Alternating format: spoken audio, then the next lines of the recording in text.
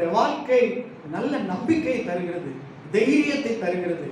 வாழ்க்கையில எவ்வளவு புயல் வந்தாலும் சமாளிக்கக்கூடிய அந்த திடனை இந்த வேத வசனங்கள் நமக்கு தருகிறது. வாசித்து பாருங்கள். ஒரு உதாரணத்துக்கு சொல்லுகிறேன், வாசியுங்கள். 1 நாளாகமம் புஸ்தகம்,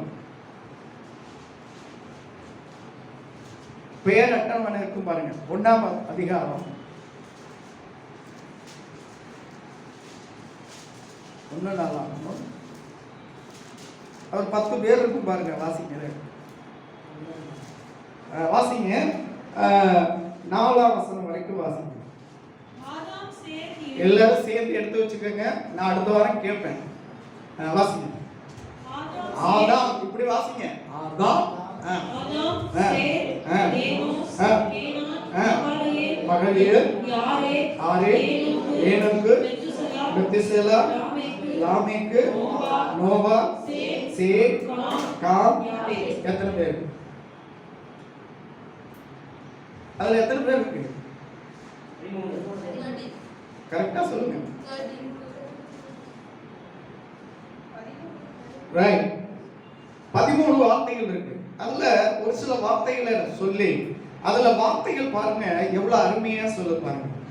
என்ன பேர் போட்டிருக்கு? ஆதாம். ஆதாம் என்றால் மனிதன் என்று அர்த்தம். ஆதாம் என்றால் என்ன அர்த்தம்? ஜூடு சொல்லு. ஆதாம் என்ன அர்த்தம்? மனிதன். சரி. அடுத்து சேத். அடுத்த பேர் என்ன? சேத். சேத் என்றால் பதிலாக என்று அர்த்தம், மனிதனுக்கு பதிலாக. சரி. அடுத்த பேர் என்ன?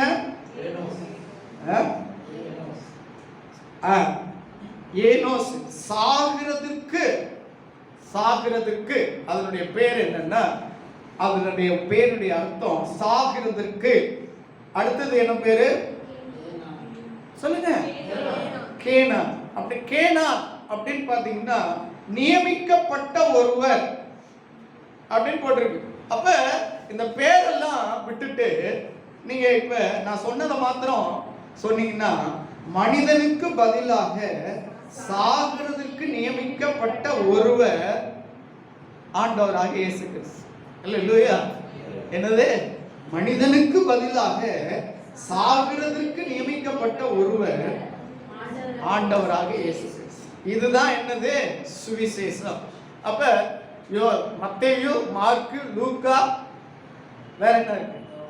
யோவான். மொத்தம் எத்தனை புஸ்தகம் இருக்கு? 4 புஸ்தகம். இந்த 4 புஸ்தகமும் தேவனுடைய சுவிசேஷத்தை சொல்றதுக்கு ஆண்டவர் ஏன் பிறந்தாரு, ஏன் இந்த உலகத்துல வளர்ந்தாரு, என்ன செய்தாரு அப்படிங்கிற புஸ்தகம். அதை நம்ம வாசிக்கும் போது மற்ற ஜனங்களுக்கு நாம் ஆண்டவருடைய அன்பை சொல்வதற்கு ஏற்றதாக அது அமைகிறது. அல்லேலூயா. பாருங்க, 4 வசனம், இந்த 4 வார்த்தையிலேயே இவ்வளவு இருக்கு. அடுத்த பேர் வாசிங்க. அடுத்த பேர் என்ன? யாருக்கு என்ன பேரு? அப்படின்னா தேவனுடைய மகிமை. என்னது? அடுத்த பேர் என்ன வருது? இல்ல 1ஆம் அதிகாரத்துல ஆதாம், சேத், ஏனோஸ், எது வரைக்கும் பார்த்தோம்? கேனான். அடுத்தது மகளியல். அப்படின்னா என்னன்னா தேவனுடைய மகிமை, தேவனுடைய புகழ்ச்சி. அந்த பேருக்கு என்ன அர்த்தம்? தேவனுடைய மகிமை. அபிகாயில் பேர் வைக்க போறோம். என்ன பேரு? அபிகாயில். அப்படின்னா அதுக்கு என்ன அர்த்தம்? மகிழ்ச்சி என்ற அர்த்தம். அந்த காலத்துல பேர் வைக்கும் போது எதுக்கு பேர் வைப்பாங்கன்னா, வாழ்க்கை அப்படி மகிழ்ச்சி ஆகணும். பாஸ்கர் அப்படின்னு பேர் வச்சாங்கன்னா சூரியன் அர்த்தம். அவங்க வாழ்க்கை எப்படி இருக்குமா? சூரியனை போல இருக்கும் அப்படின்னு சொல்லுவாங்க. அப்ப இந்த இடத்துல வாசிக்கும் போது நான் பின்னாடி வரேன், ஒரு வேத வசனம் எவ்வளவு அருமையா இருக்குன்னு பாருங்க. பாருங்க, தேவனுடைய புகழ்ச்சி அப்படின்னு போடப்பட்டிருக்கு. அடுத்த பேரை வாசிங்க. அப்பனா மேலிருந்து கீழே இறங்கி வந்த ஒருவர். யாரு பேரு? யாரு பேரு? யாரோட பேரு? இல்ல, அது இல்ல. அங்க என்ன போட்டிருக்கு? லாமேக், யாரேத். அடுத்தது ஏனோக்கு. ஏனோக்கு அர்ப்பணிக்கப்பட்டவன். ஏனோக்குன்னா என்ன அர்த்தம்? அர்ப்பணிக்கப்பட்டவர். சரி, அடுத்த பேரு மெத்துசோலா அப்படின்னா மரணத்தை கொண்டு வருகிறவன் என்ற அர்த்தம். அடுத்தது லாமோகா, லாமேக்கு அப்படின்னா வல்லமை உள்ளவன். அடுத்தது நோவா அப்படின்னு பாத்தீங்கன்னா இளைப்பாறுதல் அப்படின்னு அர்த்தம். இப்ப எல்லாத்தையும் சேர்த்து சொல்லுங்க பாப்போம். நீங்க பிரசங்கத்தை கேட்க மாட்டேங்கிறீங்க. அதுக்கு தான் இன்னைக்கு ஒரு சிம்பிளா ஒரு கான்செப்ட் கொடுக்குறேன் பாருங்க. இப்ப முதல்ல என்னன்னா, மனுஷனுக்கு பதிலாக சாகிறதற்கு நியமிக்கப்பட்ட ஒருவர் ஆண்டவராகிய இயேசு கிறிஸ்து. அடுத்தது அவர் தேவனுடைய புகழ்ச்சியாகவும் புகழ்ச்சியாய் இருந்தவர், மேலிருந்து கீழே இறங்கி வந்த வல்லமை உள்ளவர், அர்ப்பணிக்கப்பட்டவர், தன்னுடைய உடலை மரணத்துக்கு கொண்டு வந்து நம்மை இளைப்பாற பண்ணுகிற தேவன். சொல்லுங்க சொல்லுங்க, திரும்ப சொல்லுங்க. முதல்ல ஆதாம் போட்டோம்ல, அதுல மனுஷனுக்கு பதிலாக சாகிறதற்கு நியமிக்கப்பட்ட ஒருவர், அவர்தான் ஆண்டவராகிய இயேசு கிறிஸ்து.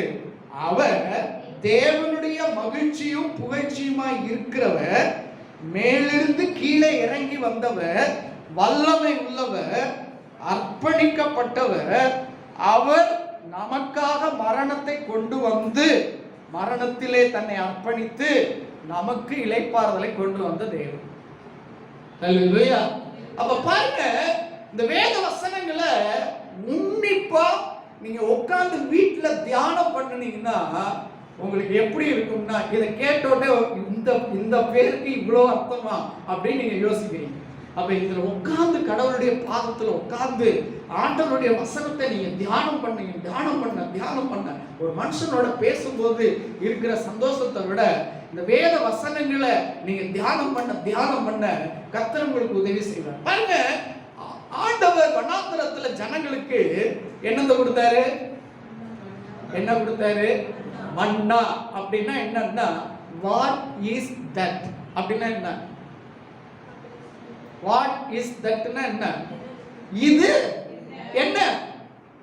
அப்ப போறவங்கலாம் வானத்துல இருந்து பொழியிற அந்த மண்ணாவை பார்த்தோட்டு எல்லாம் என்ன சொல்லுவாங்கன்னா, இது என்ன, இது என்ன, இது என்ன, இது என்ன அப்படின்னா, அவங்க சொல்ற மாதிரியே அதை வாங்கி சாப்பிட்டாங்கன்னா தேனிட்ட பணியா அது என்ன உணவா?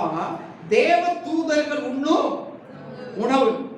ஆண்டவர் பாருங்க, இஸ்ரவேல் ஜனங்களை எகிப்திலிருந்து அவர் பாலும் தேனும் ஓடுகிற தேசத்துக்கு அவங்களை அழைத்து கொண்டு போகிறார் என்றால் அவங்க சாப்பிட்ட சாப்பாடே கொடுக்கல. பாருங்க, ஒரு மனிதன் ஆண்டவராகிய இயேசு கிறிஸ்துவை ஏற்றுக்கொண்டு அவருடைய வார்த்தைக்கு கீழ்ப்படிந்து இந்த உலகத்துல வாழ்ந்தானா, இந்த உலகம் சாப்பிடுற சாப்பாடு நம்ம சாப்பிட மாட்டோம். அல்லேலூயா சொல்லுங்க. இந்த உலகத்தோட சாப்பாடு தான் சாப்பிடுவோம், ஆனா அவருடைய ஆசீர்வாதம் அதுல தங்கி இருக்கும். அல்லேலூயா அல்லேலூயா சொல்லுங்க. அல்லேலூயா. அப்ப பாருங்க, நோவா அப்படின்னு பார்க்கும்போது ஆண்டவர் அந்த இடத்துல போடப்பட்டிருக்கு இளைப்பாறுதல் என்று சொல்லி போடுகிறது. அப்ப ஆண்டவர் இந்த இடத்துல ஒரு பெரிய காரியத்தை செய்கிறார். எதுக்கு சொல்றேன்னா, வேத வசனங்களை நல்லா வாசிங்க. நல்லா 4 வாட்டி படிச்சுட்டேன். 4 வாட்டி வாசிச்சுட்டு 5ஆவது வாட்டி வாசிச்சுட்டு இருக்கேன். எப்ப பார்த்தாலும் இங்கிட்ட 2 பேனா இருக்கு, இங்கிட்ட 2 பேனா இருக்கு, மேல ஒரு பேனா, 5 பேனா வச்சிருக்கேன். கருப்பு, சிவப்பு, பச்சை, மெஜந்தா எல்லாம் வச்சிருக்கேன். ஏன்? இதுல இருந்து அப்படியே உட்கொள்ள நம்மள பலனடைய செய்யுது. அல்லேலூயா சொல்லுங்க. அல்லேலூயா. வேத வசனங்களை நாம் ஆராய்ந்து பார்க்க வேண்டும். அது ஆராய்ந்து பார்க்கும்போதுதான் நமக்கு அது நித்திய ஜீவனை என்ன பண்ணுது? தருது. ஒரு ஃபாஸ்டான உலகத்துல தான் வாழ்ந்தாலும் ஒரு 10 நிமிஷம், ஒரு 10 அதிகாரம் ஆச்சு டெய்லி வாசித்தாதான் நம்முடைய வாழ்க்கையில ஒரு பெரிய காரியத்தை நம்ம என்ன பண்ணலாம்? பெற்றுக்கொள்ள முடியும். அல்லேலூயா சொல்லுங்க. சரி, ஒரு முறை வேதத்தை வாசிச்சவங்க அப்படிங்கிறவங்க சொல்லி போட்டோம். ஒரு முறை நான் வேதத்தை வாசித்தேன் அப்படின்னு சொல்றவங்க சொல்லி போட்டோம்.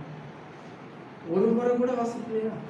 ஃபுல்லா ஒரு முறை கூட லைஃப்ல கிட்டத்தட்ட 10-15 வாட்டி வாசிச்சுட்டேன் நான். ஒரு முறை கூட வேதத்தை வாசிக்கல. அப்ப நீங்க கிறிஸ்தவன் சொல்றதுக்கு லாய்க்கே இல்லை. இயேசு அப்பான்னு சொல்லவே கூடாது. ஏன்னா நியாயப்பிரமாண புஸ்தகத்தை தோல் சுருள்கள்ல மூட்டை மாதிரி கட்டிக்கிட்டு, எத்தனை வயசுல ஜோசப் பிள்ளை சின்ன பிள்ளையா இருக்காங்க, அவன் முதுகுல கட்டி விட்டு போடா ஆலயத்துக்கு போடா, ஜெருசலேம் தேவாலயத்துக்கு போடான்னு சொல்லி காலங்கத்தாலே உரட்டி விட்டுருவாங்க. வெட்டி விட்டா 10 மணிக்கு தான் வரணும். தோல் சுருளை குத்திட்டு அங்க இடம் கிடைக்காது, வேகமா போகணும். அப்ப இஸ்ரவேல் ஜனங்கள் தோல் சுருளை அவங்க அந்த நியாயப்பிரமாண புஸ்தகத்தை தோல்ல சுமந்து கொண்டு போய் ஆண்டவருடைய பாதத்துல வந்து கற்று தேர்ந்ததுனால இன்னைக்கு உலகத்துல கண்டுபிடிச்ச மெஜாரிட்டியான எல்லா பொருளுமே ஆண்டவருடைய பிள்ளை தான் கண்டுபிடிச்சிருக்கு. சொல்லுவாங்க அந்த உலகத்துல ஞானவான், அறிவுள்ளவன், திறமசாலி அப்படின்னு சொல்லி ஒரு உயர்ந்த எல்லாரும் நோக்கி பார்க்கிற ஒரு யூனிக் தன்மை உள்ள ஒரு மனுஷன் யாருன்னா இந்த யூதர்கள். ஏன்னு சொன்னா அவங்க இளம் வயதுல தோல் சுருள்களை இன்னைக்கு உங்களுக்கு காம்பர்ட் என்ன சொல்றது, நல்லா கையில அடக்கமா பைபிளை கொடுத்துருக்காங்க. அந்த நாள் தான் தோல் சுருள். ஏசாயான்னா இங்க இருந்து இது வரைக்கும் இருக்கும், எல்லாத்தையும் கட்டிட்டு தோல்ல சுமந்துக்கிட்டு போகணும். இன்னைக்கு ஏசாயா 10 அதிகாரம் வாசிக்கிறோம்னா 10 தோல் சுருளை சுத்திக்கிட்டு எங்க போகணும்? காலகத்தால எங்க போகணும்? ஆலயத்துக்கு போகணும். ஆலயத்துல போய் தோல் சுருளை அங்க கொண்டு போய் வச்சு அதை வாசித்து ரவிமார்கள்லாம் அதுக்கு உபதேசம் செஞ்சதை மனசுல கேட்பாரு. மறுநாள் சொல்லணும், வீட்டுல சோறு கிடையாது.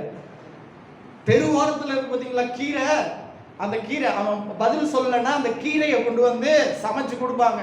அந்த கீரை எப்படி இருக்கும்னா கசப்பா இருக்கும். எப்படி இருக்கும்? கசப்பா இருக்கும், எட்டிக்காய் மாதிரி இருக்கும். அதை தான் சோறுல போட்டு அந்த கீரையை நல்லா கடைஞ்சி அதுல போட்டு சாப்பிடு. அதான் பனிஷ்மெண்ட். உங்களுக்கு பனிஷ்மெண்ட் இன்னைக்கு கொடுத்துடலாமா? பனிஷ்மெண்ட் அதுதான். அது என்ன பண்ணுவாங்கன்னா சின்ன பிள்ளைங்க நைட்டு வயிற்று வழியிலேயே என்ன பண்ணுவாங்கன்னா படிச்சு முடிச்சிருவாங்க. வயிற்று வழியிலேயே தூக்கம் வராம என்ன பண்ணுவாங்கன்னா விடிய காத்தால எப்போ வரும்னு சொல்லி அவன் படிச்சு முடிச்சு ரவிமார்ட்ட போய் சொல்லிடுவான். அல்லேலூயா சொல்லுங்க. அதனாலதான் அவன் இன்னைக்கு உயர்ந்திருக்கான். நீங்க உயரணும்னா இந்த வேத புஸ்தகம் அந்த இருதயத்துல 119ஆம் சங்கீதம். நான் பிரசங்கத்துக்கே வரலங்க, இன்னும் நான் ஏதோ ஆண்டவர் சொன்னதுனால உங்களுக்கு சொல்றேன். 119ஆம் சங்கீதம். இந்த வசனத்தையே நீங்க வாழ்க்கையில மறக்கக்கூடாது.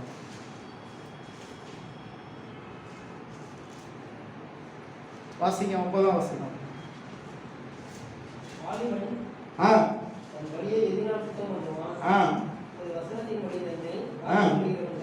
காத்து கொள்கிறதானே. அப்ப வாசிங்க 11. இங்க பாருங்க, வாலிபன் இல்ல, எல்லா மனிதனும் தன் வழியை எதினால் சுத்தம் பண்ணுவான், உமது வசனத்தின்படி தன்னை காத்துக் கொள்கிறதுனாலே தானே. 11ஆம் வசனம். நான் உமக்கு விரோதமாய் பாவம் செய்யாதபடிக்கு உமது வாக்கை என் இருதயத்தில் வைத்து ஹீப்ருல என்ன பண்ணிருக்குன்னா அதை தைத்து வைத்தேன் போட்டிருக்கு. எப்படிங்க தைக்கிறது? ஹீப்ருல தைத்து வைத்திருக்கிறேன், தச்சு வச்சிருக்கேன் அப்படின்னா பிக்க முடியாது. பாவம் செய்யக்கூடாது அப்படின்னா அந்த வார்த்தை இருதயத்துல என்ன பண்ணணும்னா தைக்கணும். தச்சாதான் அது என்ன பண்ணும்? உணர்வை கொடுக்கும். உணர்வை கொடுத்தாதான் கண்ணு பார்க்கிறது, காது கேட்கிறது, கால் நடக்கிறது, சிந்தனையில சிந்திக்கிறது எல்லாமே இந்த வசனம் என்ன பண்ணும்? உறுத்தும், உணர்வை கொடுக்கும். அப்ப அந்த வசனம் நம்மளை என்ன பண்ணும்னா ஆட்கொள்ளும். அப்படி சொல்லி என்ன பண்றோம்? வாசிக்கிறோம். இல்லையா சொல்லுவோமா? இல்லையா சொல்லுவோமா? அடுத்த வாரம் நான் கேட்பேன், 10 அதிகாரம் கூட வாசிக்காம வந்தீங்கன்னா உங்களுக்கு ராபோஜனமே கிடையாது, தரவே மாட்டேன். இல்லையா சொல்லுங்க. 10 அதிகாரம் வாசிக்கலைன்னா உங்களுக்கு அடுத்த மாசம் ராபோஜனம் கிடையாது. ஒவ்வொரு நாளும் 10 அதிகாரத்தை வாசிச்சு தியானிச்சாங்கன்னா அவர் இருதயத்தை பார்க்க முடியும். ஒரு பொண்ணை ஒருத்தன் கல்யாணம் பண்ணணும்னு நினைச்சாங்கன்னா அவன் இருதயத்தை முதல்ல பிடிக்கணும். அந்த பொண்ணு அந்த பையனுடைய இருதயத்தை பிடிச்சி அவங்க கல்யாணம் பண்ணி, எத்தனையோ பேர் எல்லாம் அன்பு செய்து அவங்க கல்யாணம் பண்ணவங்களாம் இன்னைக்கெல்லாம் நல்லா இருக்காங்க, சந்தோஷமா இருக்காங்க. ஆனால் மோகத்தினால இச்சையினால திருமணம் பண்ணி போனவங்கலாம் பாதியிலே போயிட்டாங்க. ஆனால் உண்மையான இருதயத்தில் அவங்க இருதயத்து உள்ளத்தை பார்த்து அதன்படி வாழ்க்கையை அமைத்து 2 பேர் ஒருமனப்பட்டு வாழ்கிறவங்க இன்னைக்கு நல்லா இருக்காங்க. இல்லையா சொல்லுவோமா? நல்லா இருக்காங்க, ஆசீர்வாதமா இருக்காங்க. அப்ப ஆண்டவராக இயேசு கிறிஸ்துவினுடைய உள்ளத்தை அறியணும்னா இந்த உலகத்திலேயே இருக்கிற எல்லார காட்டிலும் ஆண்டவர் அதிகமா நேசித்து அதிகமான நேரத்தை அவர்கிட்ட கொடுத்து அவருடைய இருதயத்துல இருக்கிறத என்னான்னு கேட்டு அறிஞ்சு அதன்படி வாழ்க்கை நடத்தணும்னா அவங்க தான் அவருக்கு உகந்தவங்க, அவங்க தான் ஃப்ரெண்டு. நல்ல சொல்லுவோமா? ஃப்ரெண்டு யாரு? ஏங்க யார்கிட்டங்க அதிகமா உண்மையை ரகசியம் யார்கிட்ட சொல்லுவாங்க? யார்கிட்ட சொல்லுவாங்க? யார்கிட்ட சொல்லுவாங்க? ஃப்ரெண்டு. அப்ப நம்ம ரகசியம்லாம் யாருக்கு தெரியும்? ஆண்டவருக்கு தெரியும்ல. அப்ப ஆண்டவர்கிட்ட நம்ம நல்ல நேசமா இருந்து உச்சிதமா இருந்து அவருடைய இருதயத்தின் சித்தத்தை விருப்பத்தை பிரியத்தை நம்ம அறிந்து அதன்படி வாழ்க்கையை நடக்கும்போது கர்த்தர் இந்த உலகத்துல தேவையானதெல்லாம் நீங்க கவலையே பட வேண்டியதில்லை, அது தானா வரும். சொல்லுங்க, நீ வேண்டாம் வேண்டாம் சொல்ற அளவுக்கு ஆண்டவர் தரல. அப்ப நாம எதை முன்னாடி வைக்கிறோம் அப்படின்னா ஆசீர்வாதத்தையும் உலகத்தையும் இந்த உலகத்தின் காரியத்தையும் முன்னாடி வச்சுட்டு ஆண்டவரை பின்னாடி வைக்கிறதுனாலதான் நம்முடைய வாழ்க்கையில ஆசீர்வாதங்கள் இல்லாமல் இருக்கு. தலைவர் சொல்லாமா? வேத வசனத்தை என்ன பண்ணணும்? வாசிக்க படிக்க தரல அப்படின்னா ஜெய்சிலி அம்மா ஜெய்சிலிய வாசிக்க சொல்லி காதுல கேட்கணும். படிக்க தரலன்னு சொல்லக்கூடாது. யாராவது படிக்க தெரிஞ்சவங்களா இருந்தா அவங்கள படிக்க சொல்லி காதுல கேளுங்க. ஏன்னா கேட்கறதுனால விசுவாசம் பெருகும். எனக்கு படிக்க தெரியல, எனக்கு வாசிக்க தெரியல அப்படின்னா படிக்க தெரிந்த பிள்ளைகிட்ட ஒரு அரை மணி நேரம் இருப்பாப்பா அந்த வசனத்தை ஒரு சங்கீதத்தை சத்தமா வாசி அப்படின்னு கவனமா கேட்டு அதை இருதயத்துல வச்சுட்டு அதுல இருக்கிற வசனத்தை நல்ல மனப்பாடம் பண்ணி ஜபத்துல சொல்லி ஜபிச்சீங்கன்னா அது வல்லமையான ஜபமாய் மாறும். அல்லேலூயா. ஜபிக்கிறது மாத்திரம் இல்ல, வேத வசனத்தை வாசிக்கிறது மாத்திரம் இல்ல, ஆண்டவரோடு கூட நல்ல ஐக்கியமா இருக்க இந்த பொல்லாத உலகத்துல இருந்து தப்பிக்கணும்னா இதுதான் சூத்திரம். அல்லேலூயா சொல்லாமா? இப்ப பிரசங்கத்துக்கு போவோம். 139 அரை நேரத்துல முடிச்சிடுறேன். அடுத்த வாரத்துல மிச்சத்தை யோசிக்கிறாங்க ஜோடு எப்ப பாஸ் முடிய போறாங்க. சங்கீதம் 31:12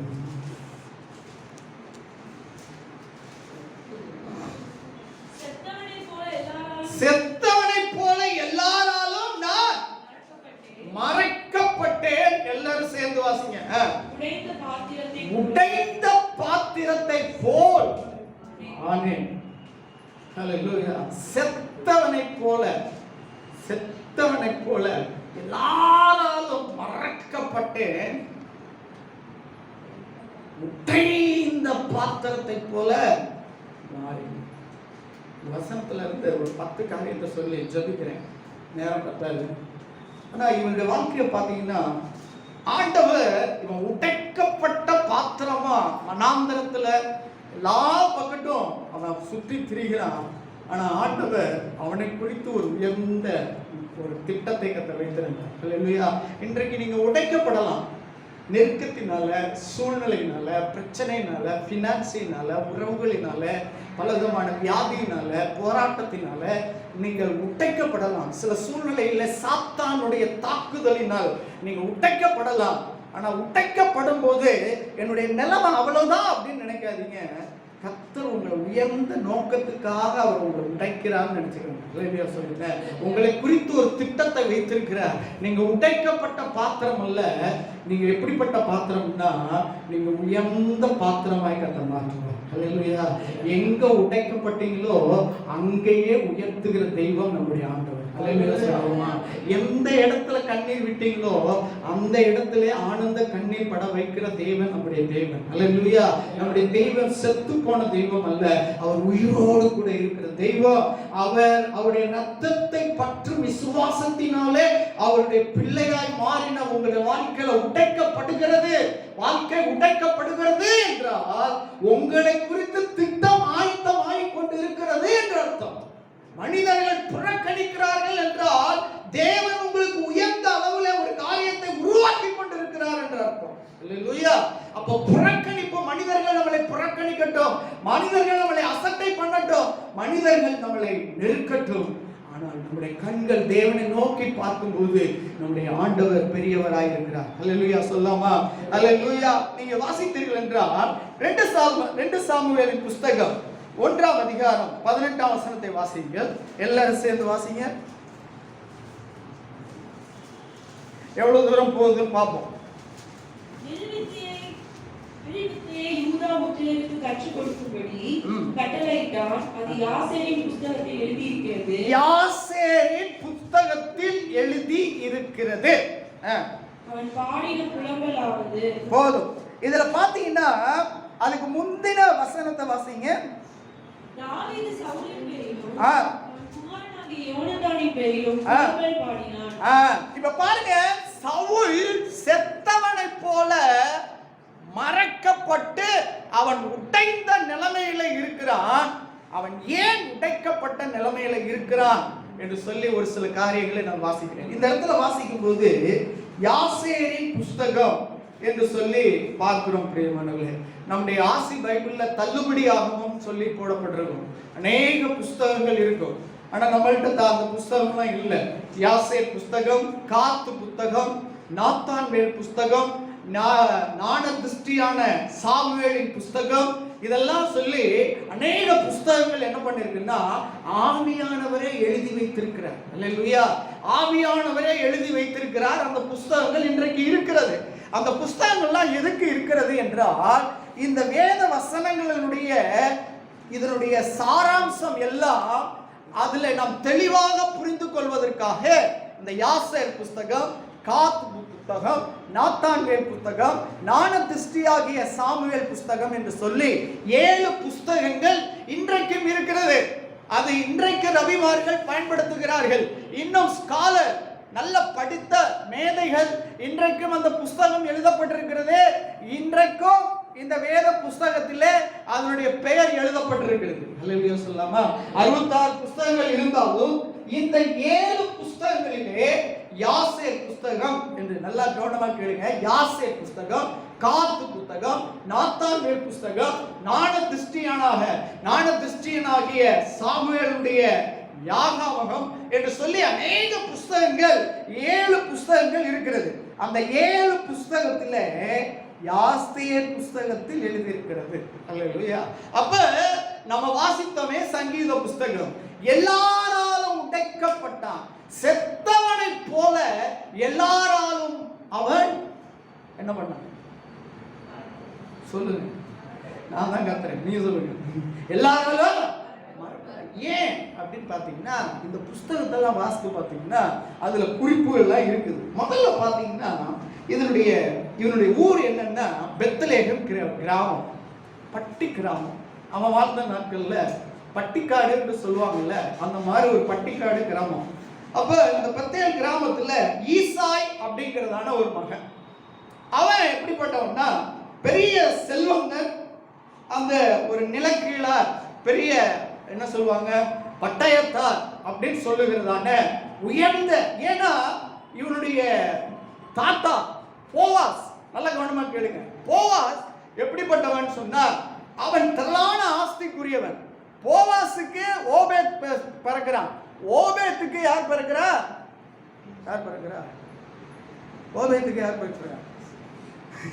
என்ன எப்படி பிறக்கிறீங்க? மத்தேயு எடுங்க, 1ஆம் அதிகாரம்.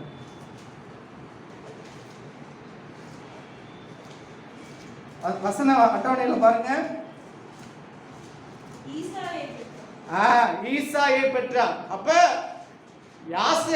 ஈசாயினுடைய அப்பா பேர் என்ன? தாவீதா. ஓபேத்தோட அப்பா பேர் என்ன? போவாஸ். அல்லேலூயா.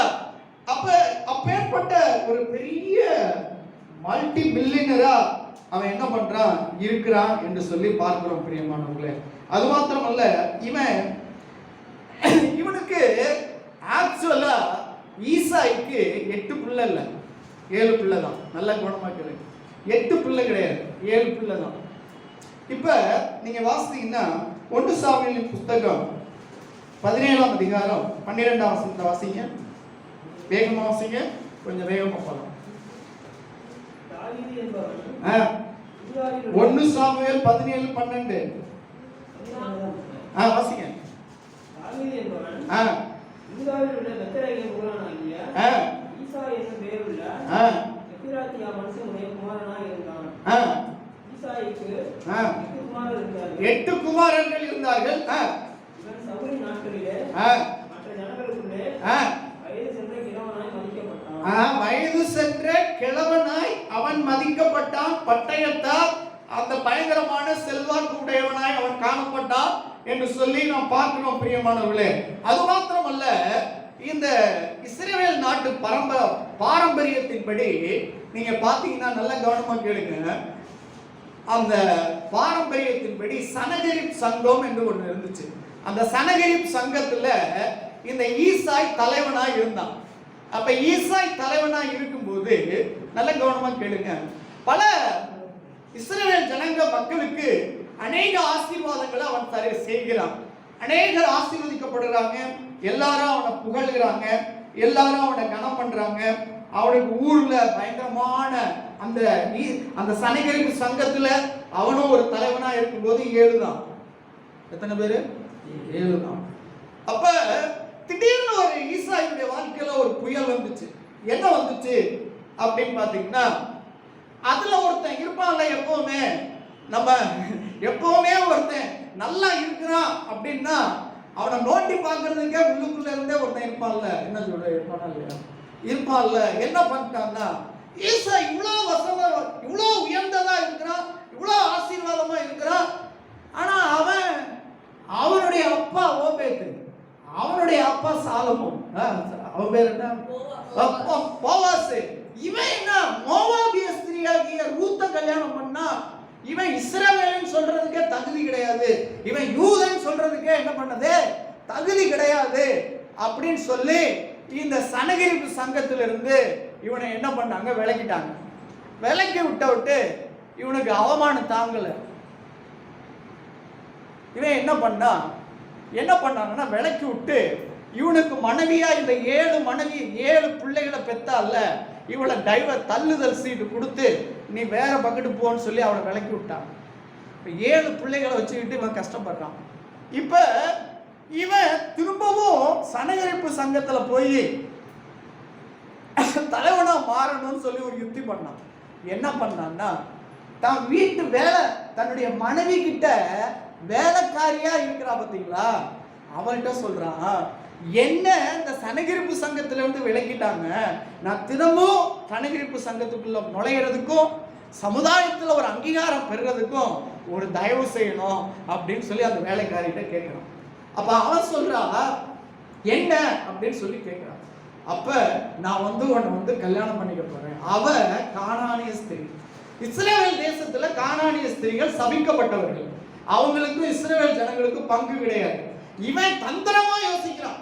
என்ன தந்திரம்னா, கல்யாணம் பண்ணிட்டு இவளை என்ன பண்ணிடலாம், தள்ளுதல் சீட்டை கொடுத்து தள்ளிடலாம். ஏன்னா இவன் கல்யாணம் பண்ணுனா இந்த சனகரிப்பு சங்கம் என்ன பண்ணும்னா, இவன் இந்த கானானிய ஸ்திரியை கல்யாணம் பண்ணனா, ஆனா அந்த வேத நியாய பிரமாண சட்டத்துக்கு அவன் விரோதமா செய்யாதபடி தள்ளுதல் சீட்டை கொடுத்துட்டான்னு சொல்லி அவனை என்ன பண்ணுவாங்க, சேர்த்துக்குவாங்க அப்படின்னு சொல்லி இவன் நம்பி என்ன பண்றான் சொல்றான். இவன் என்ன பண்ணிட்டான், நல்ல கவனமா கேளுங்க. எப்ப பார்த்தாலும் பிரசங்கத்தை கேட்கிறீங்க, நீங்க கொஞ்சம் விளக்கமா கொஞ்சம் விவரமா கேளுங்க. இவன் என்ன பண்ணிட்டான், இவன் என்ன பண்ணான்னா, எஜமாட்டிக்கு உண்மையானவன் நேரா போய் எஜமானிட்ட சொல்லிட்டான், இப்படி உங்க வீட்டுக்காரே என்ன பண்ணிட்டாரு சொல்லிட்டாருன்னு சொல்லி. அப்ப இன்றைக்கு ராத்திரியில உன்னை திருமணம் பண்ணிக்குவேன்னு சொன்னா பாத்தீங்களா, நீ போவாத நான் போறேன்னு சொல்லிட்டான். என்ன பண்ணிட்டா, நல்லா கேளுங்க, நீ போவாத நான் போறேன் அப்படின்னு சொல்லிட்டு அவன் என்ன பண்ணிட்டா, அந்த நைட்டு நேரத்துல இஸ்ரவேல் ஜனங்கள்ல இப்ப முஸ்லிம்கள்லாம் கல்யாணம் பண்ணும்போது என்ன பண்ணுவாங்க, கல்யாணம் பண்ணும்போது என்ன பண்ணிக்குவாங்க, அதான் இஸ்ரவேல் ஜனங்கள்ல என்ன பண்ணுச்சுன்னா அததான் செய்வாங்க. அப்ப முக்காடு போட்டு தன் கணவனோட அவ அந்த ராத்திரியில அவனுக்கு மனைவியா மாறுறான். இந்த காலையில எந்திரிச்சு பார்த்தா மனைவி அப்படிங்கும் போது அவனுக்கு ஒரே சாக்கா இருக்கு. அப்ப அதன் மூலமா உருவாக்கப்பட்டவன் தான் தாவீது.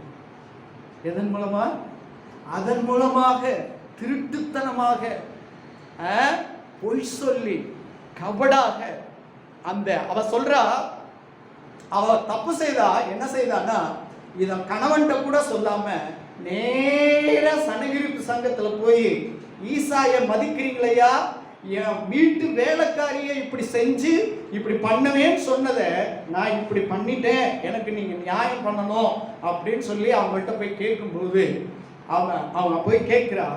அப்ப அவன் உடனே சொல்றான், இவளை நான் தள்ளுதல் பண்றேன் அப்படின்னு சொல்லி. அப்ப அந்த சூழ்நிலையில பிறந்தவன் தான் யாருன்னா தாவீது. அதுக்கு தான் அவன் சொல்றான், சங்கீத புஸ்தகம் 51ஆம் அதிகாரம், என் தாய் கற்பத்தில் உருவாக்கும் போது, 51ஆம் சங்கீதம் வாசிங்க.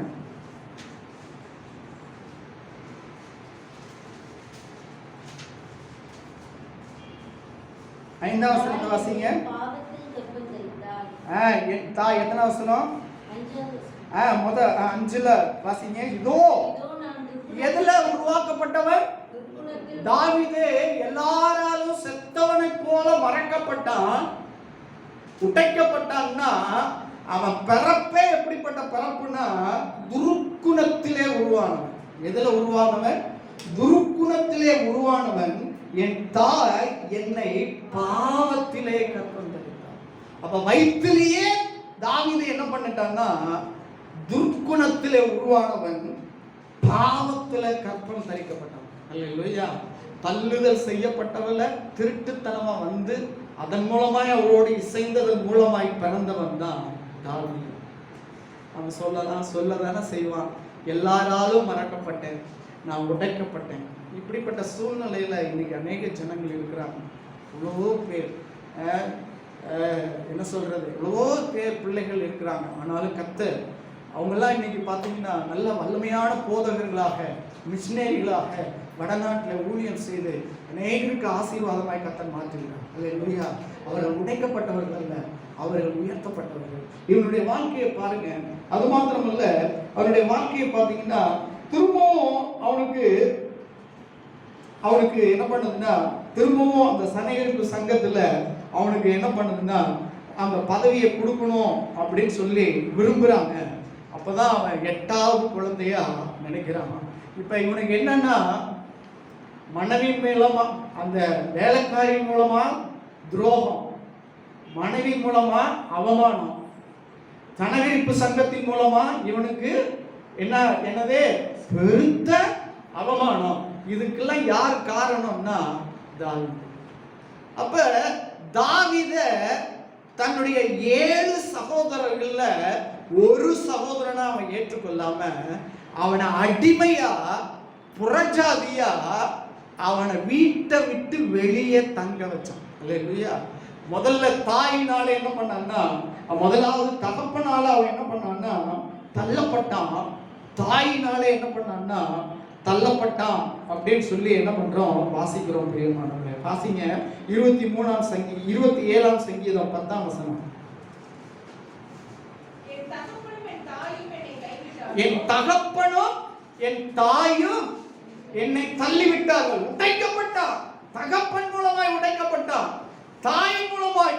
அந்த காலத்துல தகப்பன் வீட்டுல என்ன சொல்றாரோ அதுதான் என்ன பண்ணுவாங்கன்னா அவங்க ஏற்றுக்கொள்வாங்க. அப்ப தகப்பன் வந்து தள்ளி விட்டதுனால தாயும் என்ன பண்ணிட்டான்னா அவளை தள்ளி விட்டார்கள் என்று சொல்லி பார்க்கிறோம். முதலாவது துர்க்குணத்திலே உருவானான், பாவத்திலே உருவானான். அடுத்தது தகப்பனால ஒதுக்கப்பட்டான், தாயினாலே ஒதுக்கப்பட்டான். அது மாத்திரமல்ல, நீங்க பாத்தீங்கன்னா இந்த அடிமை அப்படின்னு சொன்னீங்கன்னா அவங்கள எப்படி பார்ப்பாங்கன்னா நாயை விட கேவலமா நடத்துவாங்க. எப்படி நடத்துவாங்க? நாயை விட ரொம்ப கேவலமா என்ன பண்ணுவாங்க, நடத்துற அந்த நிலைமைக்கு தாவீது அவன் போகப்பட்டான் என்று சொல்லி பார்க்கிறோம். அது போல தகப்பன் மூலமாய், தாய் மூலமாய். இங்க பாருங்க, வீட்டுல அம்மா இருக்காங்க, அப்பா இருக்காங்க, சகோதரர் இருக்காங்க, வேலைகள் இருக்காங்க, அடிமைகள் இருக்காங்க, பிரஜாதி ஜனங்கள் இருக்கிறாங்க, எல்லாரும் இருக்கிறாங்க. ஆனா அவங்களெல்லாம் ஆடுமைக்க சொல்லல. ஆனா தாவீது என்ன பண்றான்னா, கரடி எங்க இருக்கோ, சிங்கம் எங்க இருக்கோ அங்க போய் மேயின்னு சொல்லி அங்க தள்ளி விட்டான். ஏன் தள்ளி விட்டான் அப்படின்னா, இவன் கரடி பிடிச்சு சாப்பிட்றோம், சிங்கம் பிடிச்சு இவனை கொன்றும் அப்படின்னு சொல்லி இவன் செத்தானா எனக்கு சனகரிப்பு சங்கத்துல திரும்பவும் எனக்கு என்ன கிடைக்கும்? மரியாதை கிடைக்கும், உலகத்துல எனக்கு மரியாதை கிடைக்கும் அப்படின்னு சொல்லி தகப்பனால கைவிடப்பட்டான், தாயால கைவிடப்பட்டான். தகப்பனுடைய அந்த அந்த ஒரு மேன்மையான அன்பு கிடைக்காதபடி கரடி வாழுகிற இடத்துல, சிங்கம் வாழுகிற இடத்துல, தனிமையான இடத்துல அவன் தள்ளப்பட்டான். இந்த மாதிரி சூழ்நிலைகள் இருக்கலாம். உங்க அப்பா இருப்பாங்க, அம்மா இருப்பாங்க, உறவுகள் இருக்கலாம். எல்லாரும் ஒதுக்கப்பட்ட நிலைமையில கொஞ்சம் கூட நினைத்து கூட பார்க்காம உங்களை கைவிடப்பட்ட சூழ்நிலையில உங்களை தள்ளி விட்டுருக்கலாம். எனக்கு ஒரு வாழ்க்கையை செஞ்சு கொடுக்க மாட்டேங்கிறாங்களே அப்படின்னு சொல்லி நீங்க நினைக்கலாம். ஆனா உங்கள் வாழ்க்கையில் அப்படிப்பட்ட சூழ்நிலைகள் இல்லாமல் இருக்கலாம். ஆனா ஆண்டவர் சொல்லுறார், எப்பவுமே வீட்டுல கடைக்குட்டி தான் என்னது? செலக்குட்டி. அப்படிதானே? இங்க இந்த இந்த குடும்பத்துல பாத்தீங்கன்னா கடைக்குட்டி, கெட்டக்குட்டி. எதுலுமே சாப்பாடு பாத்தீங்கன்னா, அவன் சாப்பாடுன்னு பாத்தீங்கன்னா, இவன் ஆடு மேய்க்கிறதுனால இவன் ஒரு திருடன், இவன் ஒரு சாபம் பிடிச்சவன் அப்படின்னு சொல்லுவாங்க.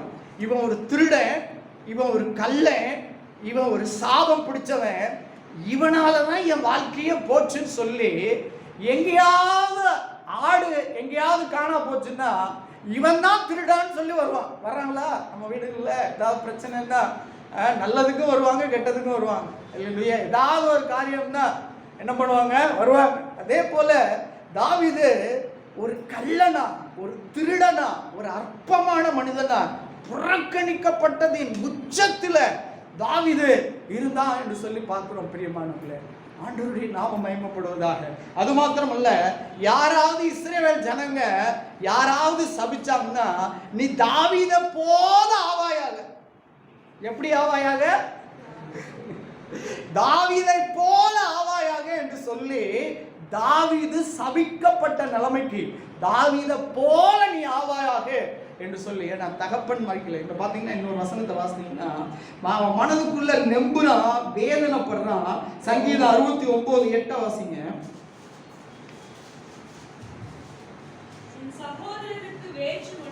இங்க பாருங்க, இப்ப தாயும் மதிக்கல, தகப்பனும் மதிக்கல, இப்ப யாரும் மதிக்கலன்னா அந்த 7 சகோதரர்களும் இவங்களை என்ன பண்ணல.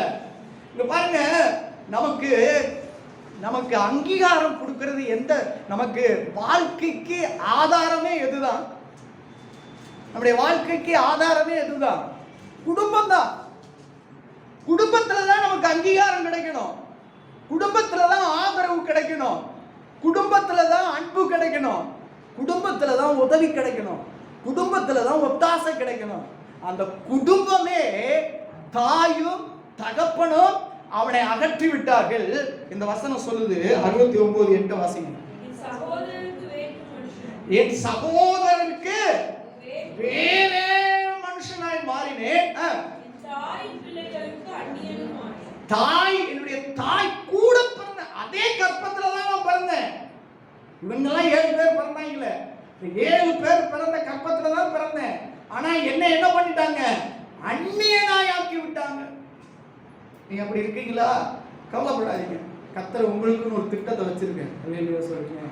அல்லேலூயா. அந்நியனை போல நினைக்கிறது, தூசணமா நினைக்கிறது, துச்சமா நினைக்கிறது, புறக்கணிக்கிறது, அசட்ட பண்றது, நம்முடைய வாழ்க்கையில நம்மளை அப்படியே நிந்தனைக்குள்ள தள்ளுறது, நம்மளை புறம்பே தள்ளுறது, உச்சத்துக்கு தள்ளுறது, அந்த நிலைமையில போலதான் எல்லாராலும் மறக்கப்பட்டேன், எல்லாராலும் உடைக்கப்பட்டேன், செத்தவனை போல மாறினேன் அப்படின்னு சொல்றான். அது மாத்திரமல்ல, 69ஆம் அதிகாரம் 22ஆம் வசனத்தை வாசிங்க. அவர்களுடைய பந்தி அவர்களுக்கு கண்ணியும் அவர்களுடைய செல்வம் அவர்களுக்கு வலையுமாய் இருக்கக்கடவது. இங்க பாருங்க, சாப்பாடு அப்படின்னு சொன்னா வெளியில எவனாச்சும் ஏதாவது காணா, ஆட்டை காணா அப்படின்னு சொன்னா நேரா அவன் வீட்டுக்கு வந்துருவான். வீட்டுக்கு வந்துட்டு பனிஷ்மெண்ட். அப்ப நான் ஏற்கனவே சொன்னேன்ல, உடனே ரோட்டு ஓரத்தில் இருக்கிற அந்த கீரை முதல்ல ஒரு வீட்டு இஸ்ரவேல் குடும்பத்துல முதல்ல அப்பா சாப்பிடுவார், அப்புறம் அம்மா சாப்பிடுவாங்க, அப்புறம் வேலைக்காரன் சாப்பிடுவான், அப்புறம் அடிமை சாப்பிடுவான், அப்புறம் புறஜாதிகள் சாப்பிடுவான், அதுக்கப்புறம் தான் அடுத்தவங்க சாப்பிடுவாங்க. இவங்கெல்லாம் சாப்பிட்ட பிறகுதான் தாவீது சாப்பிடுவான். எப்ப சாப்பிடணும்? கடைசியா சாப்பிடணும். எவனோ திருட்டு கொண்டு போனதுக்கு நான் எடுக்கல, எனக்கு தெரியாது, அதெல்லாம் சொல்ல முடியாது. உடனே என்ன பண்ணுவாங்கன்னா, அவன் சாப்பாட்டுல என்ன பண்ணிடுவாங்கன்னா, இந்த கீரை இருக்கு பார்த்தீங்களா, ரோட்டு ஓரத்துல இருக்கும், அந்த கீரையை பச்சுக்கு வந்து சோத்துல போட்டு, அதுவும் வீணா போன சோறு எல்லாரும் சாப்பிட்டுட்டு அதுல மிச்சம் இருக்கும் பார்த்தீங்களா. எத்தனையோ வீடுகள்ல, பணக்கார வீடுகள்ல வேலை செய்யறவங்களுக்கு அப்படியெல்லாம் சாப்பாடு கொடுக்குறாங்க. எனக்கு தெரியும், கஷ்டப்பட்டு வேலை செய்யறவங்களுக்கு ஒரு நல்ல சாப்பாடு கொடுக்கணும்னு கூட தெரியாம வேலை செய்யறவங்களுக்கு இருக்கிறதுல அப்படியே வலிச்சு அதை போட்டு, நேற்று வச்சது முந்தானத்து வச்சு அதை போட்டு அதை கொடுக்கறது மாதிரி அதை கசப்பை போட்டு இந்த தாவீதுக்கு என்ன பண்ணாங்கன்னா கொடுத்தாங்க. அதை சாப்பிட்டுட்டு எத்தனையோ ராத்திரி, எத்தனையோ வாழ்க்கை நாட்கள், கிட்டத்தட்ட வேதாகமம் சொல்லுது 17 ஆண்டுகள் அப்படிதான் வளர்ந்தான். அவன் படுக்கிறதுக்கு இடம் கிடையாது, வீட்டுல படுக்க முடியாது, அடிமைகள் உள்ள வர முடியாது, புறஜாதிகள் உள்ள வர முடியாது, அப்பா அம்மா பிள்ளைகள்லாம் வர முடியும். அப்படி வரணும்னா அவங்களுக்குன்னு ஒரு இடம், ஒரு ஸ்தானம் வச்சிருப்பாங்க, அதுலதான் உட்காரணும், வேற எதுலயும் உட்கார முடியாது. அது கூட இவனால வர முடியாது. எல்லா பனி மழை பெய்கிற இடத்துல ஆடு எங்க இருக்கோ ஆடோட ஆடா இவனும் ஒரு ஆடா இருந்தான். அப்படிப்பட்ட மனுஷனுடைய வாழ்க்கையில ஆண்டவர் என்ன செய்தார் பார்க்கிறேன். பாருங்க, எனக்கு காசு கொடுக்க வேண்டாம், பைசா கொடுக்க வேண்டாம், ஒரு ஆறுதல் சொல்ல கூட எனக்கு ஆள் இல்லை, ஒரு தைரியம் சொல்ல கூட ஆள் இல்லை, ஒரு நம்பிக்கை கொடுக்க கூட ஆள் இல்லை அப்படின்னு சொல்லி அவன் சொல்றான். பாருங்க, வாசிப்போம். 69 21 வசனத்தை வாசிங்க.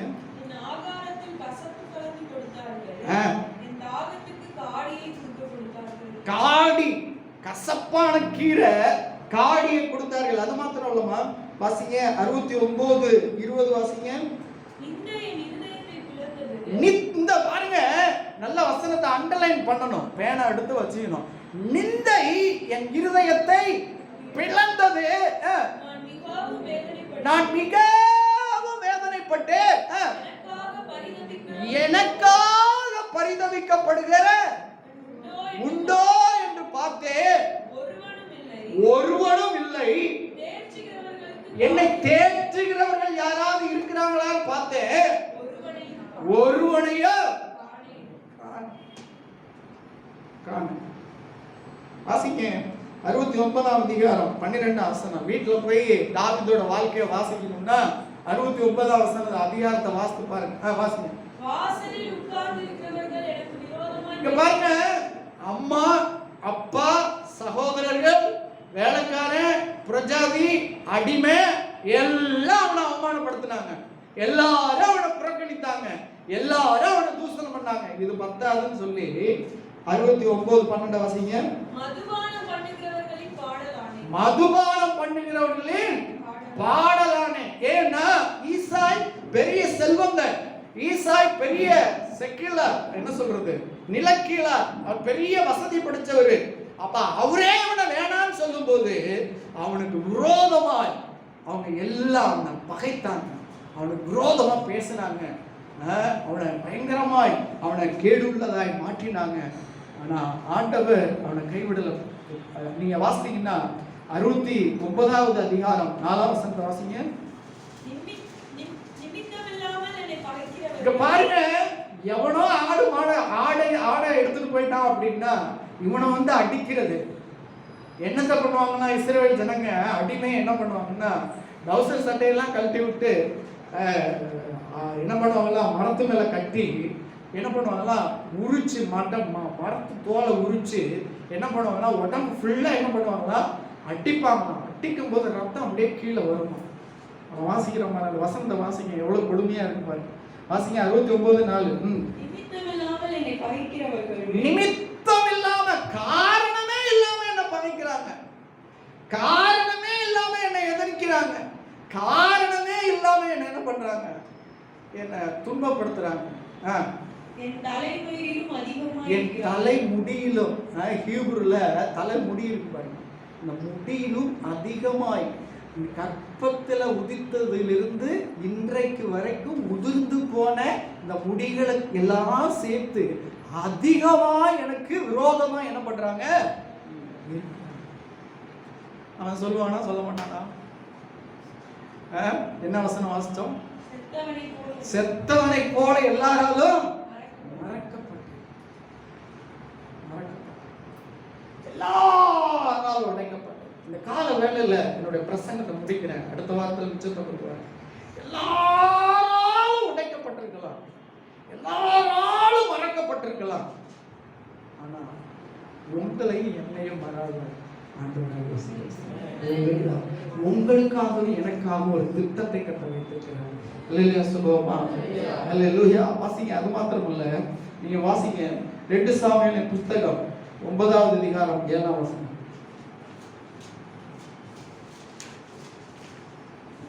தாவீது அவனை பார்த்து, நீ பயப்படாதே, தகப்பனாகிய யோனத்தான் நிமித்தம் நான் நிச்சயமாய் உனக்கு தயை செய்து உன் தகப்பனாகிய சவுலின் நிலங்களை எல்லாம் உனக்கு திரும்ப கொடுப்பேன். நீ என் பந்தியில் நித்தம் அப்பம் புசிப்பாய் என்றான். 2 சாமுவேல் 19:7. சீக்கிரமா வாசிங்க. இப்போதும் எழுந்திருந்து வெளியே வந்து உன்னுடைய ஊழியக்காரனோட அன்பாய் பேசும். நீ வெளியே வராதிருந்தால் இன்று இரவு அவருடைய அத்தை மகன் யோனதாப், அவருடைய அத்தை மகன் சிறு வயதிலிருந்து அவனுடைய பாடுகளை பார்த்து அவன் இந்த நேரத்துல சொல்றான், இப்படியே ஒளிஞ்சுக்கிட்டே இருக்கிறியடா, நீ உள்ள இருந்து வெளியே வா. அப்படி நீ வெளியே வரலன்னா சிறு வயதிலிருந்து நீ பட்ட பாடுகளுக்கு மேலாக நீ என்ன பண்ணுவ, துன்பப்படுவ, வெளியே வாப்பா அப்படின்னு சொல்லி அவருடைய அத்தை மகன் என்ன பண்றான்னா அந்த இடத்துல சொல்லுகிறான் என்று சொல்லி பார்க்கிறோம். பெரியமானவர்களே பாருங்க, இப்படிப்பட்ட சூழ்நிலையில வாழ்ந்தவனை தான் ஆண்டவர் என்ன செய்யறாருன்னா பயங்கரமான கொடுமை. பாருங்க 1 சாமுவேலின் புத்தகம் 16ஆம் அதிகாரம் 1ஆம் வசனத்தை வாசிங்க. கர்த்தர் சாமுவேலை நோக்கி வாசிங்க. இஸ்ரவேலின் மேல் ராஜாவாய் இராதபடிக்கு நான் புறக்கணித்து தள்ளினேன். பாருங்க, தாவீதுக்காகவே சவுலை தேவன் புறக்கணித்தார். ஹல்லேலூயா, ஹல்லேலூயா. ஆண்டவர் உங்களுக்காகவே, உங்களை ஒரு இடத்துக்கு கொண்டு வர்றதுக்காகவே இன்னொருத்தரை புறக்கணிப்பார். ஹல்லேலூயா. இன்னொருத்தரை தள்ளுவார். ஹல்லேலூயா. இன்னொருத்தரை கொல்லுவார். ஒருவருடைய வழிகள் கர்த்தருக்கு பிரியமா இருந்தா அவருடைய, சொல்லுங்க வசனத்தை, ஒருவருடைய வழிகள் சமாதானம். ஆண்டவர் சமாதானத்தை உண்டாக்குகிறவர். ஆண்டவர் உன் வழி மாத்திரம் கர்த்தருக்கு பிரியமா இருந்தா போதும். நீ உடைக்கப்பட்டு மறந்தவனை போல செத்தவனை போல இருந்தாலும் உனக்காக ஆண்டவர் செய்வார். அப்ப ஆண்டவர் இந்த இடத்துல சொல்றாரு, நீ ஏன் நான் தள்ளின சவுலுக்காக, வாசிங்க எல்லாரும் வாசிங்க. நான் புறக்கணித்து தள்ளின சவுலுக்காக நீ எந்த மட்டும் துக்கித்துக் கொண்டிருப்பாய், எந்த மட்டும் இருப்பாய், நீ உன் கொம்பை தைலத்தால் நிரப்பிக் கொண்டு வா. பெத்லகேமினாகிய ஈசானிடத்திற்கு உன்னை அனுப்புவேன். அவன் குமாரரில் ஒருவனை நான் ராஜாவாக தெரிந்து கொண்டேன். அல்லேலூயா.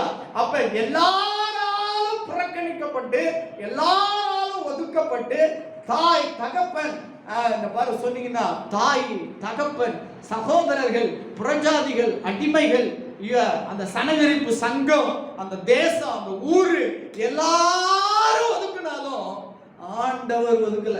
அல்லேலூயா, அல்லேலூயா சொல்லுங்க. உங்களை எல்லாரும் ஒதுக்கிட்டாங்கன்னு நினைக்காதீங்க. ஆண்டவர் உங்களுக்காக ஒரு பிளான் வைத்திருக்கிறார். அல்லேலூயா சொல்லுங்க. அல்லேலூயா. என்றைக்கு ஒதுக்கப்படுகிறீர்களோ, என்னைக்கு புறக்கணிக்கப்படுகிறீர்களோ, என்றைக்கு நீ அசட்டை செய்யப்படுகிறீர்களோ, என்றைக்கு உங்களை கூட பிறந்த பிறப்பே உங்களை பார்த்து உங்களை வினோதமான காரியங்கள் செய்கிறதோ பயப்படாதீங்க.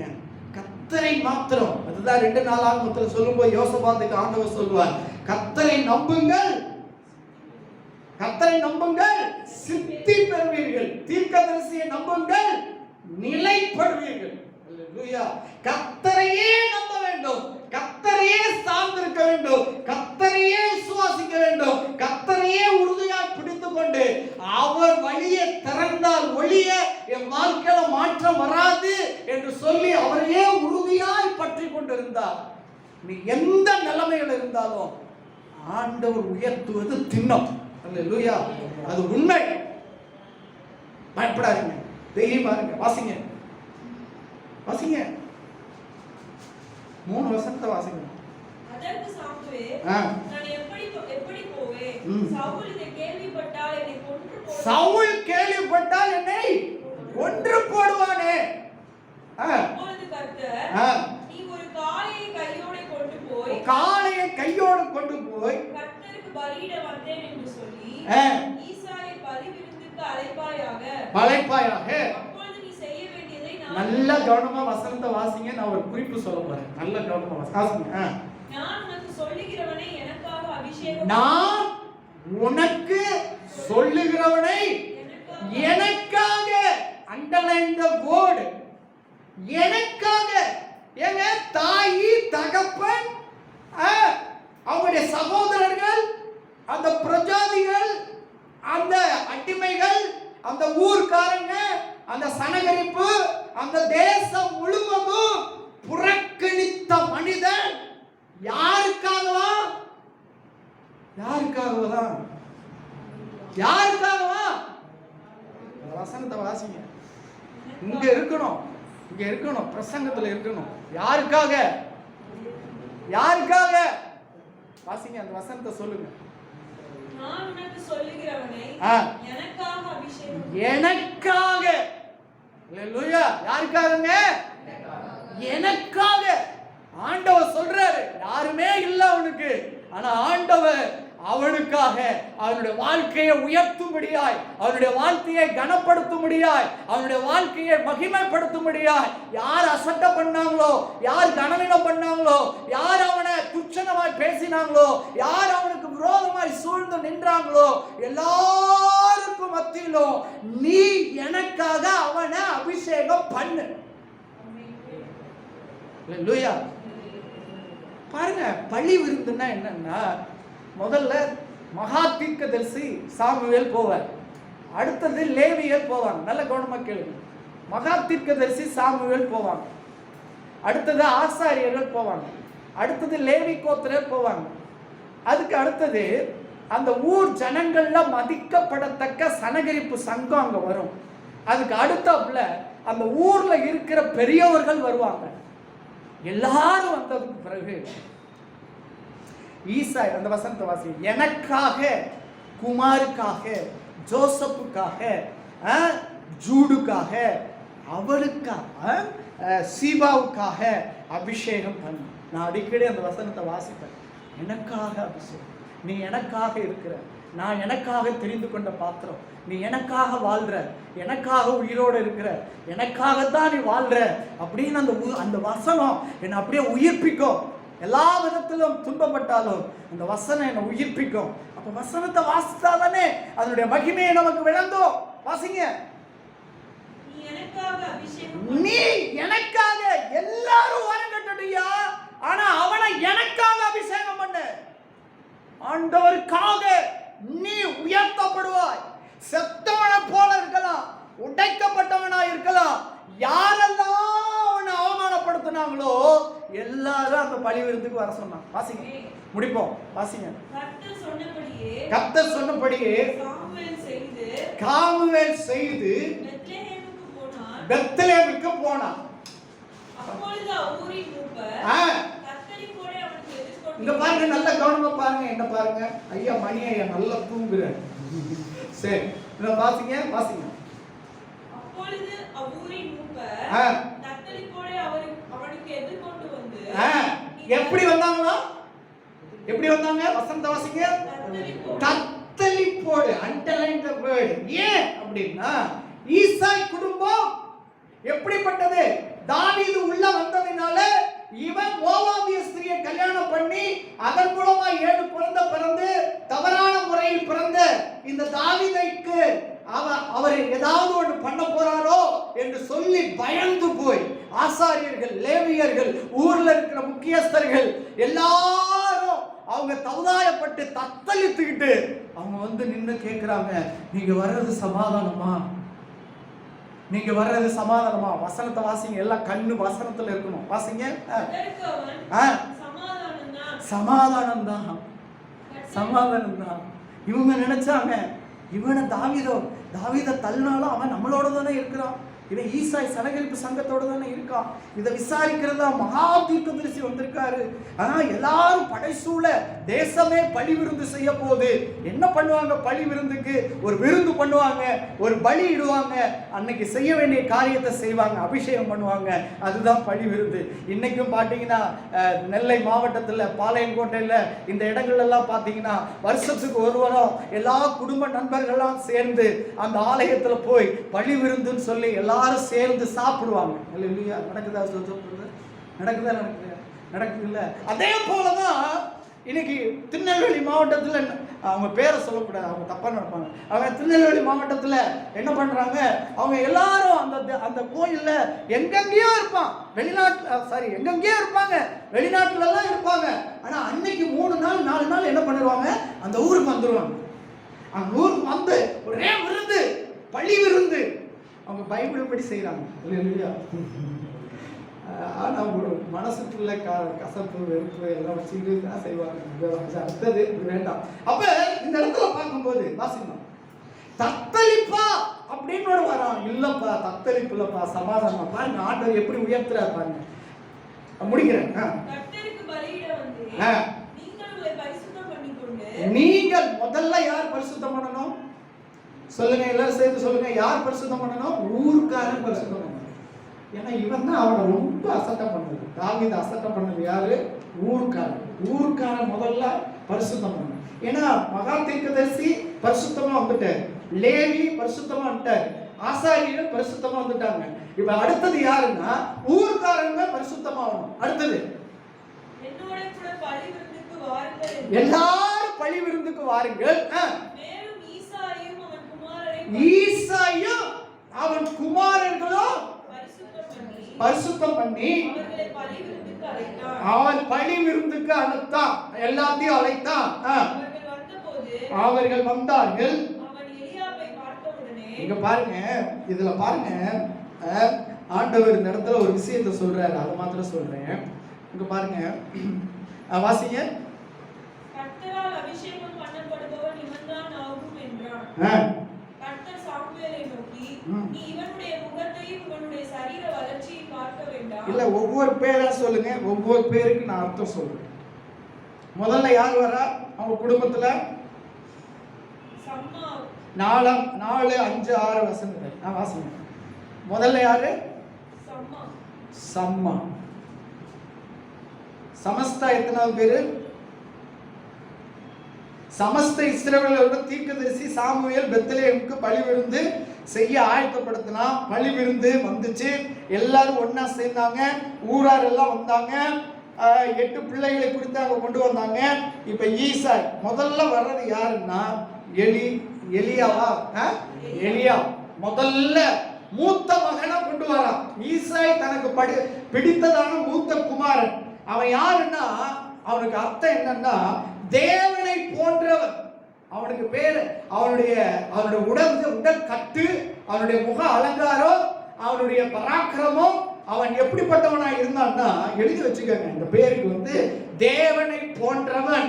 அவனை முன்னாடி கொண்டு வந்து நிப்பாட்டினான். அழகா இருக்கிறான், பராக்கிரமா இருக்கான், இவன் தான் ராஜாவான்னு சொல்லும் போது ஆண்டவர் சொன்னாரு, இவன் இல்லப்பா அப்படின்னு சொல்லிட்டாரு. அடுத்தது அபினதாப்னா தகப்பனுக்கு பிரியமானவன். அப்பா சொல்ல தட்டவே மாட்டான், அப்பாவுக்கு ரொம்ப பிரியமானவன்.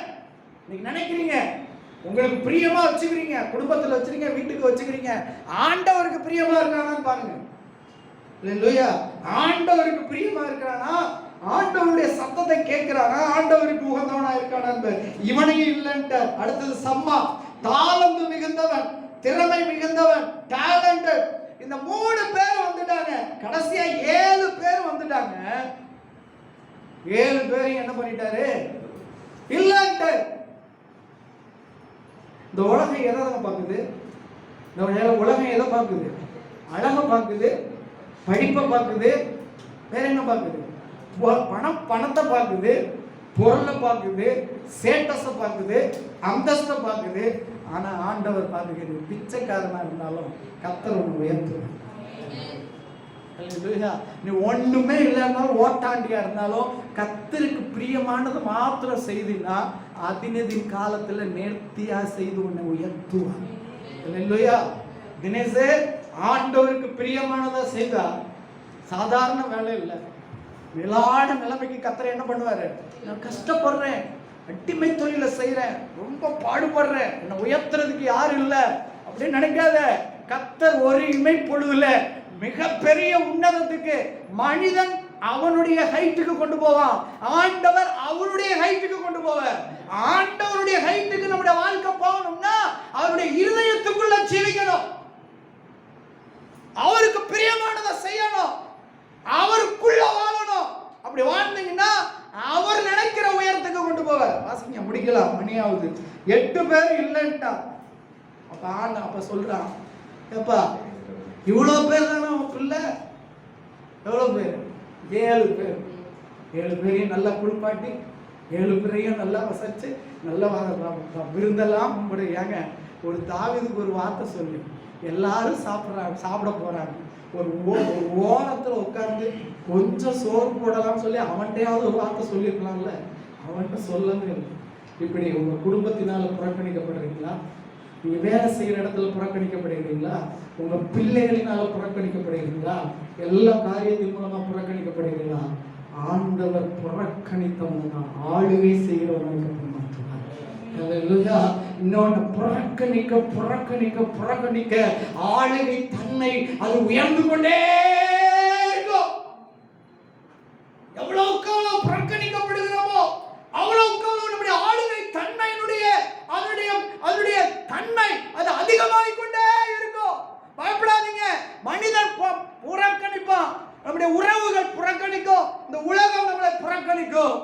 ஆனால் நம்முடைய ஆண்டவர் நம்ம பிரியமாயிருக்கும். இல்லையா சொல்லுங்க, ஆண்டவருடைய அன்புக்கு இணையா உலகத்தில் அன்பே கிடையாது. இல்லையா சொல்லுங்க, அவருடைய அன்புல வாழ கற்றுக்கணும்.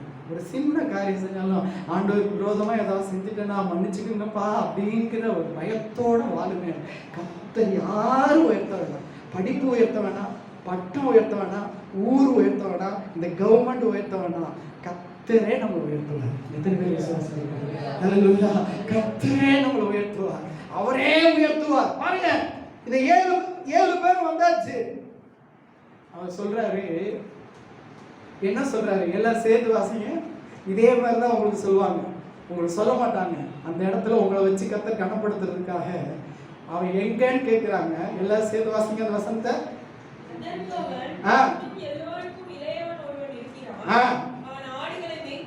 அவன் எவ்வளவு கேவலமா சொல்றான் பாருங்க. ஆடுகளை மேய்த்து கொண்டு இருக்கிறார். அப்பொழுது சாமுவேல் ஈசாயை நோக்கி ஆளை அனுப்பி அழைத்து வா. உங்களை அப்படி கூட்டிட்டு வந்துதான் எல்லா யாரெல்லாம் இருக்கிறா? மகா தீர்க்கதரிசி இருக்கா, ஆசாரியர் இருக்கிறாங்க, லேவியர் இருக்கிறாங்க, ஈசாய் குடும்பம் இருக்குது, ஊர் ஜனங்கள் இருக்காங்க, தேசத்து ஜனங்கள் இருக்கிறாங்க, எல்லாரும் இருக்கிறாங்க. அவன் பிள்ளை அபிஷேகம் பண்ணல. எல்லாரும் புறக்கணிக்கப்பட்டவனை கர்த்தர் ஆளை அனுப்பி கூட்டிட்டு வர சொல்றார். அல்லேலூயா சொல்லுங்க. உங்களையும் கர்த்தர் அப்படி செய்வார். அல்லேலூயா. கவலைப்படாதீங்க, தைரியமா இருங்க. உங்க உயர்வு பக்கத்துல வந்துருச்சு, உங்க உயர்வு பக்கத்துல வந்துருச்சு. இன்னும் ஜெபம்ங்க, இன்னும் வேதத்தை வாசிங்க, இன்னும் பரிசுத்தமா இருங்க, இன்னும் உண்மையா இருங்க, கர்த்தரை சார்ந்திருங்க, கர்த்தரை பிடித்து கொண்டு இருங்க. உங்க உயர்வு பக்கத்துல வந்துருச்சு. கர்த்தர் உயர்த்த ஆரம்பிக்கிற நாள் வரும்போது எல்லாத்தையும் விட்டுட்டீங்கன்னா அதை பெற்றுக்கொள்ள முடியாது.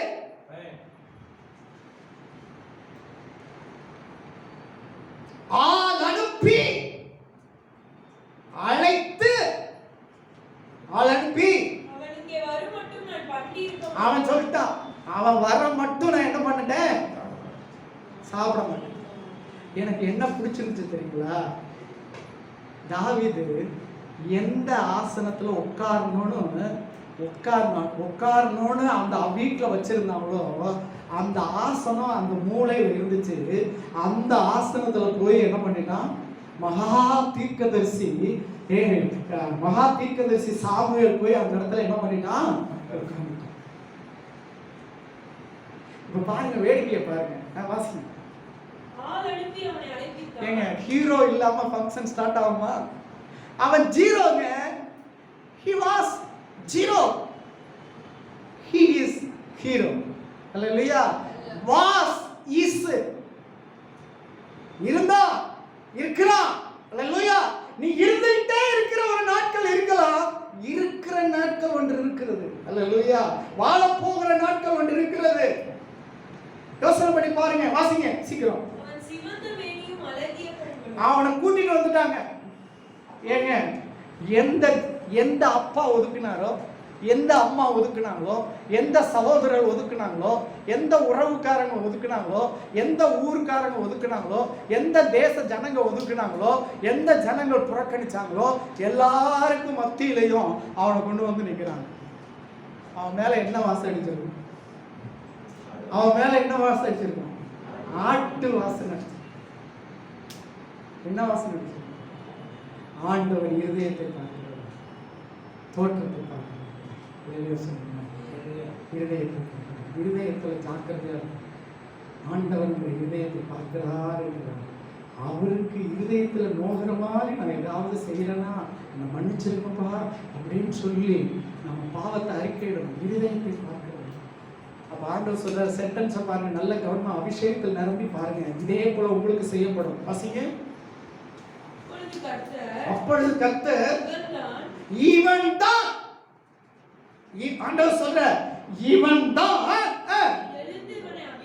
ஆண்டவர் சொல்றாரு. ஏன் ஆண்டவர் சொல்றாரு?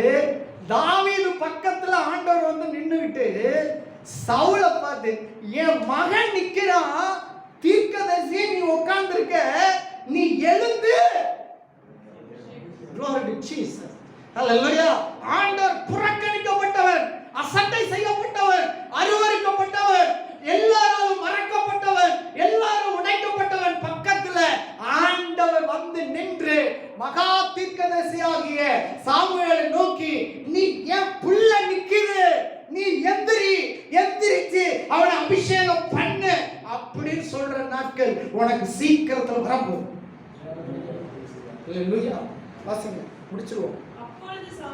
அப்பொழுது சாமுவேல் தைல கொம்பை எடுத்து அவன் யாருடைய மத்தியில? சகோதரர்கள். ஹீப்ருல போட்டப்பட்டிருக்கு, எல்லா ஜாதி ஜனங்கள், உற்றார் உறவினர்கள், அவனை கேலி செய்தவர்கள், அவனை நிந்தனை பண்ணினவர்கள், அவனை தூஷணமாய் நினைத்தவர்கள், எல்லாருக்கும் மத்தியில சமஸ்த இஸ்ரவேலின் ராஜாவாக என்ன பண்ணாங்களா? அபிஷேகம் பண்ணாங்க. வேதவசனம் முடியுது. அடுத்த வாரத்தில் கண்டினியூ பண்ணுவோம்.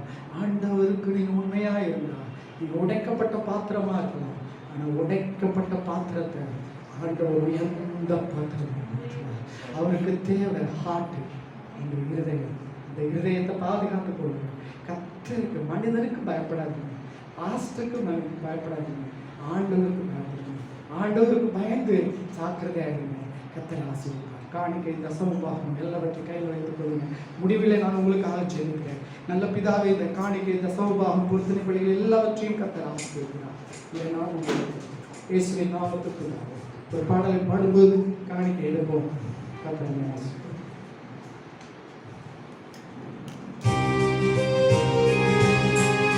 நல்ல கைத்தட்டி பாடுவோமா, உற்சாகமா.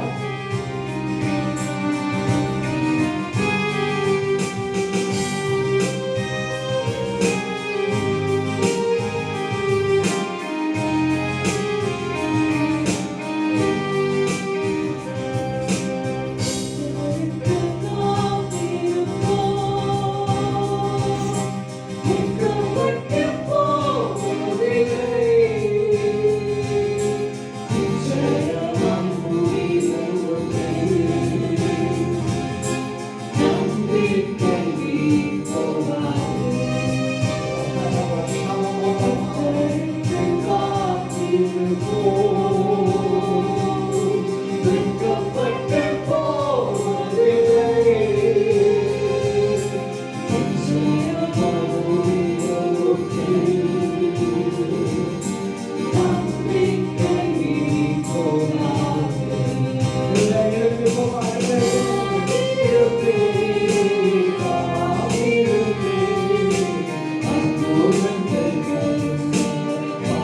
ரெண்டு கரங்களை உயர்த்தி எங்கள் வருமானத்தோடு தீகாரா ஷகாரா தீபாரா ஷபபபபா தீபா ஷபபபபா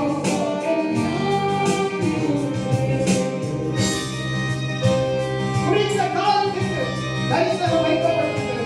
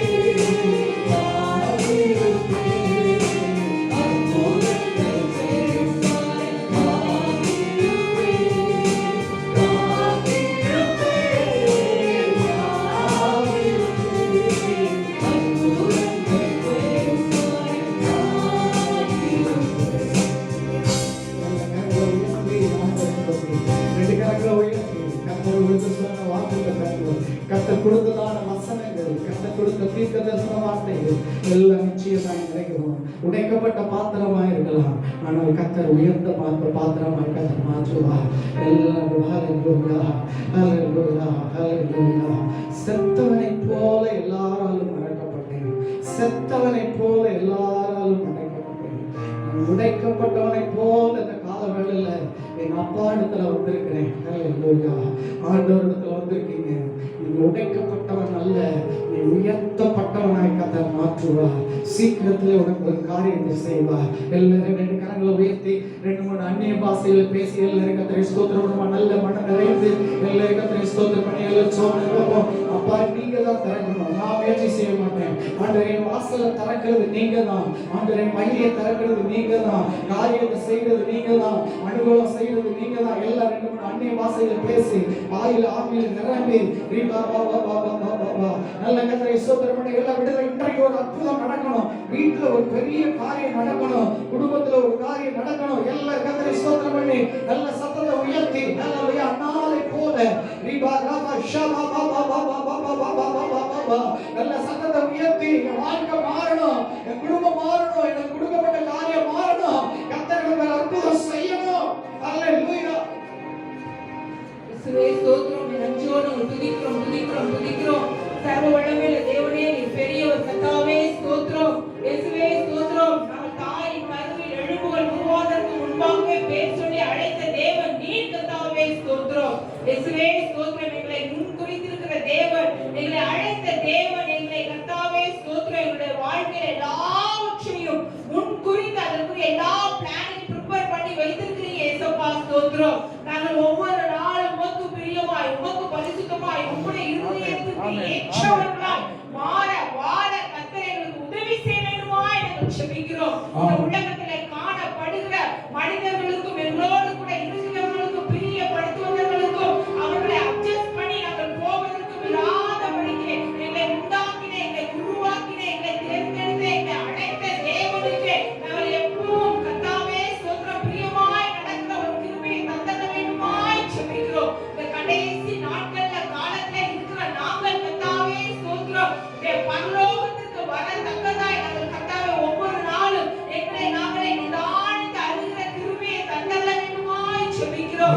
வெளிப்படுத்தின வாசகம் போல கர்த்தாவே நீர் துளரும் இல்லாமல் அடலும் இல்லாமல் இருந்தால் வாந்தி பண்ணி போடுவேன் என்று சொன்னது போல இந்த நாட்கள்ல கர்த்தாவே ஸ்தோத்திரம் நாங்கள் எப்பவும் போல ஒரு உணர்வு இல்லாதபடிக்கு ஒரு கர்த்தாவே அடலாத ஜீவிப்போம். ஆனால் கர்த்தாவே ஸ்தோத்திரம் எல்லா மனிதர்களை பார்த்து பரிதவிக்கப்படுகிறவங்களா இருக்கிற எல்லா நிலைமையில கர்த்தரை மாற்றிப்பட வேண்டுமாய் ஜெபிக்கிறோம். எப்ப பார்த்தாலும் கர்த்தாவே ஸ்தோத்திரம் சாப்பிடும்போது சொல்லிக்கொண்டு கர்த்தாவே குடும்ப காரியங்களை சொல்லிக்கொண்டு இராதபடி நீ எங்களை அழைத்த தேவனுக்கு ஏதாவது ஒரு காரியத்தை செய்கிற கிருபையை தர வேண்டுமாய் ஜெபிக்கிறோம். தாவீது கர்த்தாவே எல்லாராலும் வெறுக்கப்பட்டு ஒதுக்கப்பட்டு தள்ளப்பட்டு கூடி குறுகி போன நிலைமையும் கர்த்தர் மாத்திரம் அவனை உயர்த்தினீர். இயேசுவே இந்த நாட்கள்ல நாங்கள் உபயோகப்பட்ட சூழ்நிலையில இருக்கலாம், நீர் மாத்திரம் இல்லை உயர்த்துவீராக. இயேசு நாமத்தில் ஜெபிக்கிறோம் சொல்லுங்க. ஆமென். ஆத்மாவே கர்த்தரை ஸ்தோத்திரி. என் குலத்தின் பரிசுத்தநாமத்தை ஸ்தோத்திரி. என் ஆத்மாவே கர்த்தரை ஸ்தோத்திரி. கர்த்தர் செய்த சகல உபகாரங்களையும் மறவாதே. ஆமென். நம்முடைய கர்த்தராகிய இயேசு கிறிஸ்துவே பிதாவுடைய ஆத்மா பரிசுத்த ஆவியானவருடைய அன்பின் ஐக்கியம் என்றும் என்றும் சதா காலமும் நம்ம நேரோடு கூட எப்பொழுதும் இருப்பதாக. ஆமென். பக்கத்தில் இருக்கிற பார்த்து சொல்லுங்க, நீங்க உடைக்கப்பட்ட பாத்திரம் அல்ல, நீங்க உயர்வான பாத்திரம். கர்த்தர் உங்களை மாற்றுவார் என்று சொல்லுங்க. அல்லேலூயா. நீங்க உடைக்கப்பட்ட பாத்திரம் அல்ல. அல்லேலூயா. ஒரே ஒரு ஜெபம் கேட்போம். அல்லேலூயா. ஜெனிதாவுடைய வீடு அந்த மேற்கூரை அது கட்டப்பட்டு வருகிறது. கர்த்தர் அதை ஆசீர்வதிக்கும்படியாக சர்வ வல்லமையுள்ள பிதாவே அதை ஆசீர்வதிங்க. தேவைகளை சந்திங்க. ஆசீர்வாதத்தின் ஊற்று உங்கள் குடும்பத்தில் ஊற்றப்படட்டும். சீக்கிரத்தில் வீடு கட்ட கர்த்தர் அனுக்கிரகமான வாசலை கர்த்தர் திறப்பீராக. உங்களுடைய நாமம் மகிமைப்படட்டும். இயேசுவின் நாமத்தில் ஜெபிக்கிறோம் ஜீவனுள்ள பிதாவே. God bless you. கர்த்தர் உங்களை ஆசீர்வதிப்பாராக.